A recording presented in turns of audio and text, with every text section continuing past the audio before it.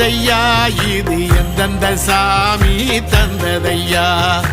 எத்தனை பாட்ட சொன்னதையா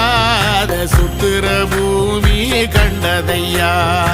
அடிச்சு வீசும் காத்துலையும் அந்த தகப்பனாச சுத்துதையா